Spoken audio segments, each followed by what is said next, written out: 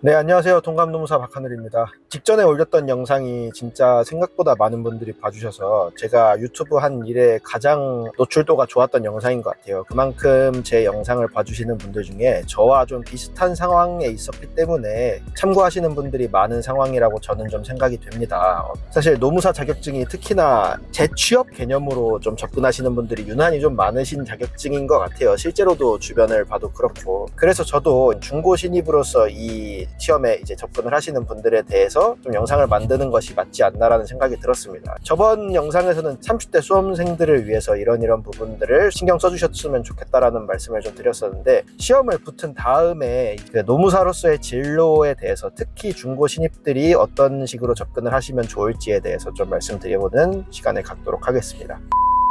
네, 일단은 뭐 다른 걸 다 떠나서 수습을 해야겠죠. 저희 직무개시를 하기 위해서는 중고 신입 여러분들께 가장 어떻게 보면 문제가 되는 것이 오히려 이 수습 기간인 것 같아요. 그냥 대전제를 하나 말씀을 드리면은, 노무법인이라고 해서 전문직들이 모여있다라고 해서 회사가 아닌 건 아니거든요. 여기도 마찬가지로 일반적인 회사의 논리가 통용되는 곳입니다. 그렇기 때문에 당연히 같은 값이면 다웅치마라는 말처럼 서류적으로 봤을 때 비슷한 상황이라고 하면은 당연히 어린 사람을 뽑는 게 일반적이긴 해요. 법인 대표님들의 취향 내지는 가치관이 좀 달라질 수 있는 부분이긴 하지만, 당연히 나이가 너무 많은 이제 노무사님들을 수습으로 뽑는 거에 대한 제한 같은 건 있다라는 말씀을 드릴 수밖에 없습니다. 특히 도제식으로 배워야 될 수밖에 없는 경우들이 많은데, 사수보다 나이가 많은 노무사를 뽑는 게 젊은 세대한테도 자기보다 어쨌든 윗사람이 되는 건데, 그걸 아무 거리낌 없이 할 수 있는 그런 관계는 저는 아니라고 봐요. 다만 나이가 많다라고 해서 무조건 수습을 못 구하냐? 당연히 그건 아닙니다. 그만큼 경험이 있고 전 직업이나 이런 경력 같은 비교 우위가 있는 경우에는 사실 선호하는 인재상이 될 수도 있거든요. 왜냐면 노무사는 기본적으로 공부만 잘해서 되는 직업이 아니라 사람을 대하지 않고는 일 자체를 할 수 없는 일이기 때문에, 내향적일 수는 있어도 지나치게 소극적이고 사람이랑 말하는 거에 어려운 분들은 선호하지 않을 수밖에 없게 되는데, 일반적으로 사회생활 그래도 조금 경험이 있고 하신 분들은 적어도 이런 비즈니스 매너나 사람들과의 커뮤니케이션에서 그 정도로 문제되는 경우들은 없거든요. 그런 내용들을 비교 우위로 삼을 수 있다는 말씀을 드리는 겁니다. 사실 자기가 기존에 했었던 직업들이 노무사가 된 다음에도 강점으로 직접적으로 연결되는 경우들은 좀 드물어요. 왜냐면 일반적인 뭐 사무직 이런 활동을 했다라고 해서 법률 시장에서 내지는 이런 실무적인 시장에서 능력적으로 도움이 되는 경우들은 많지 않거든요. 그렇기 때문에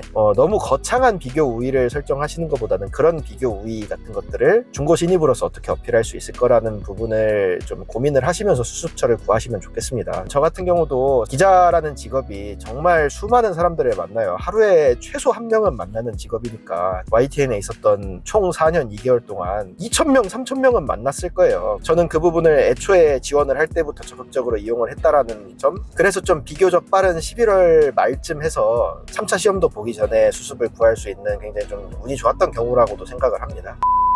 그리고 이제 수습이 끝나게 된 다음이 이제 사실상 본격적인 커리어의 시작이라고 봐야겠죠. 크게 보면 세 가지로 나뉘게 됩니다. 첫 번째로는 고용 노무사로서의 삶을 연장하는 방법이 있을 거고요. 취업을 하는 선택지가 있을 수도 있습니다. 사실 요즘 노무사 자격증이 또 인기가 좋은 점 중에 하나가 인사팀이라고 하죠. 일반적으로 기업에서 어느 정도 규모만 있으면 꼭 필요한 자격증 중에 하나가 노무사고, 노무가 또 굉장히 좀 중요한 이유 중에 하나가 아웃소싱으로 다 해결이 되지 않는 부분이 굉장히 많습니다. 예를 들어서 사람과 관련된 부분은 많이 민감한 정보인 경우들이 많아요. 그래가지고 아웃소싱을 완전히 맡긴다라는 게 좀 어려운 경우들도 있고, 인간관계의 특성상 좀 즉각적인 어떤 이런 피드백도 좀 중요한 부분이 되기 때문에, 자문 노무법인이 있더라도 그 노무법인에 왔다 갔다 하는 의견을 받는 시간이라는 게 필요한데, 내부적으로 1차적으로 검토할 수 있는 인력이 있다라는 거는 회사 입장에서 꽤 좋은 거거든요. 구인 공고도 많이 올라오고 그런 부분들 때문에 회사로 가는 방법이 하나 있을 것이고요. 세 번째로는 고용도 아니고 취업도 아닌 내 일을 하는 사업으로서의 접근을 하실 수도 있다는 말씀을 드리게 됩니다. 자기 일을 한다라는 거는 크게 보면 두 가지로 나눌 수 있을 것 같은데, 저처럼 아예 개업을 하거나 법인에 들어가서 파트너 노무사로서의 삶을 사는 방법도 한 가지 좀 옵션이 됩니다. 두 개의 큰 차이는, 파트너는 어쨌든 내가 최고 책임자는 아닌 상태에서 고용 노무사들과는 달리 어쨌든 내 일은 내가 이렇게 가져가는 일종의 좀 독립되어 있는 형식이라고 생각을 해주시면 좋을 것 같아요. 경영조직론 배울 때 경력닷 이론이라는 기준으로 말씀을 드리면은, 나는 그냥 그냥 돈 잘 벌고 잘 먹고 잘 사는 게 먼저다, 난 안정성이 먼저다라고 하시는 분들은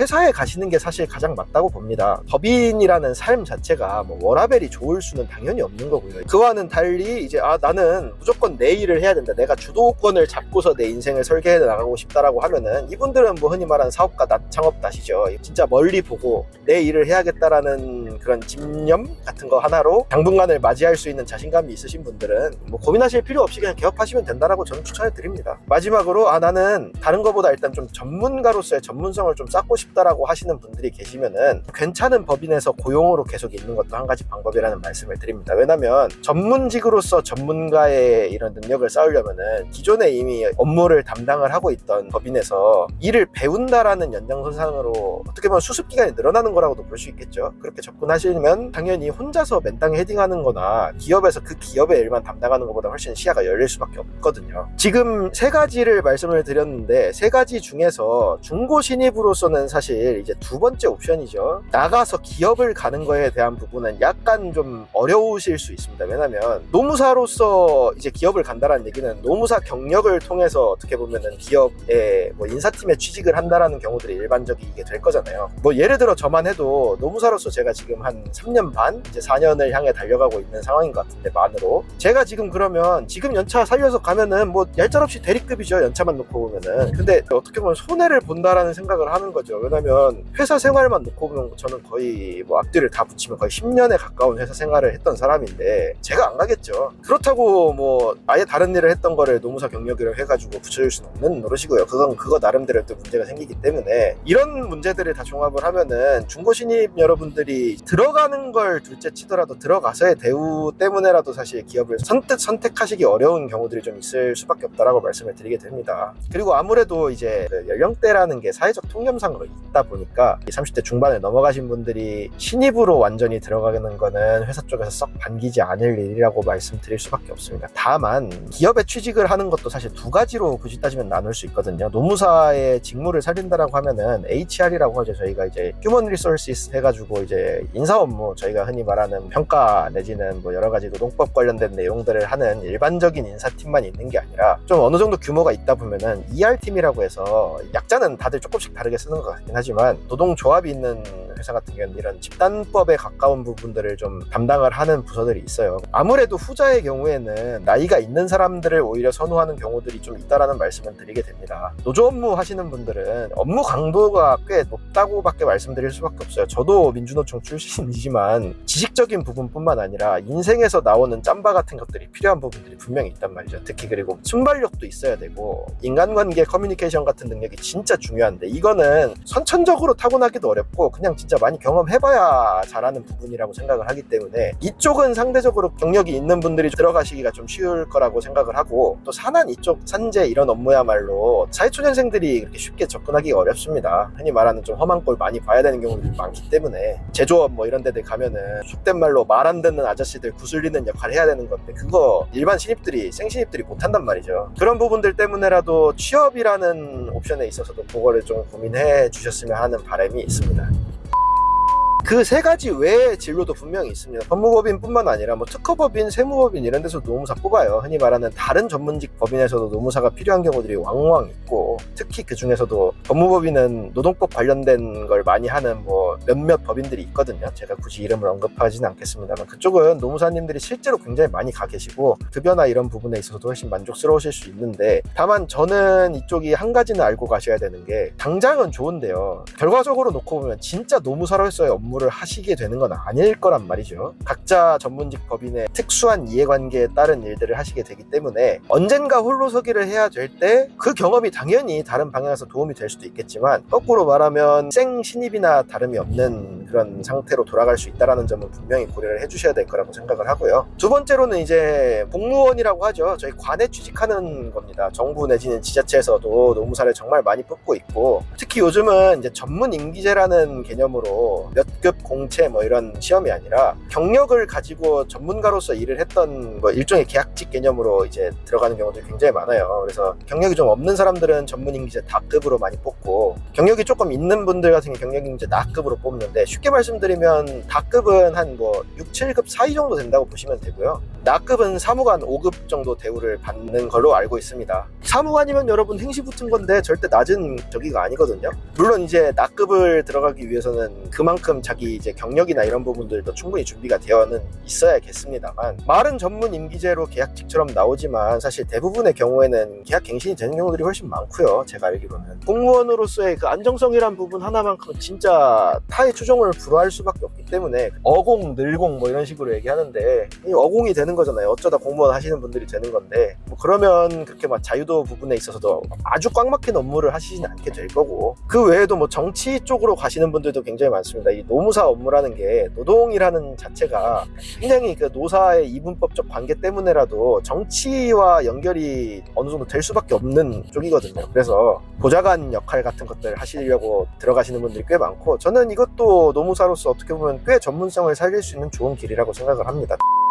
진로에 대한 내용들은 이제 좀 제가 어느 정도 말씀을 드린 것 같고, 진로를 가져가는 과정에서 이런 착각은 하지 마셨으면 좋겠다라는 말씀으로 마지막 마무리를 좀 하려고 하는데요. 첫 번째로는 수습 끝나는 철이 다가오고 있습니다. 그래서 많은 분들이 이제 대엑소더스를 꿈꾸면서 나오시게 될 텐데, 노무사 시험도 붙고 라이센스도 땄는데 어딜 못 들어가겠냐, 일단 퇴사하고 보자 라고 질러버리시는 분들이 계실 거예요. 근데 저는 그거는 객관화를 좀 시킬 필요는 있다라고 생각을 합니다. 수습이 잘해봐야 수습이에요. 뭐 얼마나 잘하고 얼마나 못하겠습니까? 자신감을 지나치게 가지시는 거는 저는 좀 금물이라고 봐요. 너무 의기소침해지라는 말씀 드리는 건 아니지만, 적어도 이직처는 알아보시고 퇴사를 하셔야지, 내 수습 동안 너무 힘들었어, 약간 스스로에 대한 보상 심리처럼 퇴사부터 지르시는 거는, 중고 신입이시기 때문에 한번 퇴사를 해보셨기 때문에 잘 아실 거라고 생각하지만, 그럼에도 불구하고 지양해달라는 말씀을 좀 드리게 되고요. 두 번째로는 이제 개업을 하시는 선택지를 많이 가져가실 겁니다. 아무래도 자기 경력이나 뭐 인적 네트워크도 훨씬 많으실 수밖에 없기 때문에 생신입들보다는 경력 신입들이 조금 더 개업의 퍼센트는 높을 거라고 밖에 생각을 하지 않는데, 다만 본인이 기존에 가지고 있었던 여러 가지 형태의 자원들이 무조건적으로 자기한테 유리하게 작용할 거라고 과대평가하진 않으셨으면 좋겠습니다. 왜냐면 개업은 사실 능력적인 부분과 환경적인 부분, 그리고 운이라는 세 가지로 구성이 된다고 생각을 하는데, 환경적인 부분에서 아무래도 우위가 있다고 생각을 하시는데, 그게 한계가 있거든요. 특히 아무리 뭐 영업왕 출신이라고 하셔도, 영업으로 어떻게 일은 갖고 온다 쳐도 결국에 일을 제대로 못하면 그거 다 떨어져 나가고, 노무사의 가장 큰 어떻게 보면 적이 일을 못하게 돼서 평가가 안 좋아지는 게 진짜 큰 적이거든요. 요식업을 기준으로 생각을 하면은 A라는 음식점 하다가 뭐 잘 안 돼가지고 망하면 B라는 음식점 다시 차릴 수 있어요. 근데 노무사는 결국 내 이름 걸고 하는 거기 때문에, 내가 어떤 좋지 못한 결과를 좀 연속적으로 만들어낸다라고 하면은 법인을 새로 만드는 그런 게 의미가 있는 건 아니잖아요. 내 이름 보고 보통 보게 되는데, 평생 장사를 할 수밖에 없는데 그런 식으로 접근을 하시는 거는 조금 리스크가 있는 부분이라고 말씀을 드릴 수밖에 없고요. 저는 본인 이제 내실을 통해서 어떻게 보면 접근을 하시는 게 조금 더 중요할 수 있다라는 말씀을 드리게 되고요. 세 번째로는 이제 워라밸 내지는 뭐 금전적인 부분을 생각을 하면서 들어오시는 분들 많고, 저도 좀 그랬습니다. 사실은 결론부터 말씀드리면 이 직업은 워라밸이 좋을 수가 없는 직업이라는 걸 다시 한번 강조드리는 바입니다. 왜냐면 말 그대로 전문성을 살린 일을 해야 되는데, 그게 그렇게 쉬운 일들이 당연히 아니에요. 그러니까 돈을 많이 받겠죠, 다른 직업보다는. 특히 노무사는 이게 사람 대하는 일이라서 정형화되어 있지도 않고, 그러다 보니 특히 초반에는 자기 좀 시간을 많이 투입할 수밖에 없거든요. 대부분의 노무사들이 수습 때 진짜 야근 안 하는 노무사 거의 없을걸요. 야근을 한다 수준이 아니라, 아시다시피 저희 근로기준법상 재량 근로시간제에 들어가 있는데, 재량 근로시간제 없으면 주 52시간제 넘기는 수습 노무사들 진짜 많을 겁니다. 그 정도로 자기를 어떻게 보면 적어도 수습 때 내지는 초년생 때는 정말 녹여내야 되고, 또 개업하고 나면은 지금 저처럼 주중 주말 구분도 없고, 일이 많으면 많아서 문제고 적으면 적어서 문제인 그런 삶을 살게 되는데, 워라밸은 말 그대로 워크랑 라이프의 밸런스인 거잖아요. 밸런스를 자기 맘대로 맞출 수 있는 직업은 전혀 아니거든요. 마지막으로는 이제 어떤 노무사는 전문화를 시키는 건 굉장히 중요한 부분이라고 생각을 하지만, 노무사 초기에 전문화를 시키는 거는 조금 고민하실 필요는 있습니다. 우리가 이제 수습 때부터 하나 나뉘는 거는 산재법인을 가냐 종합법인을 가냐 정도의 차이는 당연히 있어요. 그거는 이제 본인의 좀 노무사 인생에서의 굉장히 큰 부분이기 때문에, 나는 그냥 산재법인 가서 산재 쪽으로 한번 해보겠다라고 하는 거 당연히 좋은데, 산재법인 가도 어차피 또 그 내에서의 전문성이 있는 것처럼 너무 그거에 목을 매다 보면은 수습 끝나자마자 나는 개업을 하면서 난 이것만 할 거야 라고 하시는 분들 되게 많으신데, 약이 될 수도 있고 독이 될 수도 있다라는 건 항상 좀 생각을 해주셨으면 좋겠어요. 자기가 잘 됐을 때만 생각할 수가 없잖아요. 우리 인생이라는 게. 내가 무기가 하나만 있는 거랑, 그래서 그 무기로 싸울 수 있는 분야가 한정이 되어 있는 거랑, 그래도 뭐라도 다 할 수 있는 거는 진짜 천지 차이거든요. 뭐 굳이 벌이로 연결이 되지 않더라도 정신적인 측면에서 굉장히 안정감과 직결되는 부분인 건 변함이 없기 때문에, 저는 한 2-3년은 그래도 제너럴한 일을 좀 해보시다가 하다 보면 또 자기가 생각하기에 생각보다 맞는 일들이 있거든요. 내 핏에 맞는 일들이 분명히 있어요. 그런 것들이 나왔을 때 조금 천천히 전문성을 쌓더라도, 뭐 우리가 중고 신입이라고 해도 인생 뭐 1년 만에 끝나는 거 아니고 몇십 년은 노무사를 하시게 될 텐데, 그 정도 시간은 본인한테 이렇게 여유를 주시는 게 맞지 않을까라는 생각을 저는 개인적으로 합니다.